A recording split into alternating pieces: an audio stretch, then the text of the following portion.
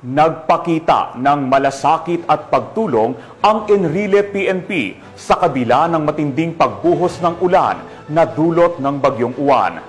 Yan ang tinutukan ni Patrolwoman R.R. Ledesma.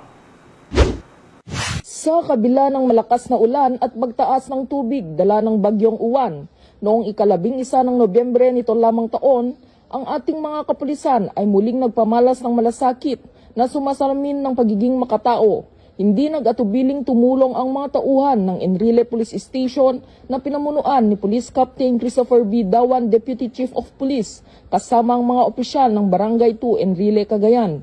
Nang tumaas ang tubig sa bahay ng isang pamilyang nagdadalamhati, maingat na dinala ng Enrile PNP ang kabaong sa mas ligtas na lugar at tiniyak na sa kabila ng sakuna nananatili ang paggalang at malasakit. Pinuri naman ni Police Brigadier General Antonio P. Maralag Jr., Regional Director, ang mga kapulisan dahil sa kanilang patuloy na pagsusumikap na pagsilbihan ang mga kababayan nating nasalanta ng kalamidad.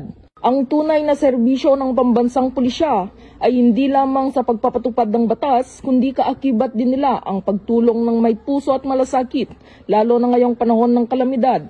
Dahil sa bagong PNP ay may serbisyong mabilis, tapat at nararamdaman tungo sa ligtas na bagong Pilipinas. Dito sa Police Regional Office 2, ako ang inyong Police News Network Correspondent, Patrolwoman Ledesma, alagad ng batas, tagataguyod ng Balitang Pulis.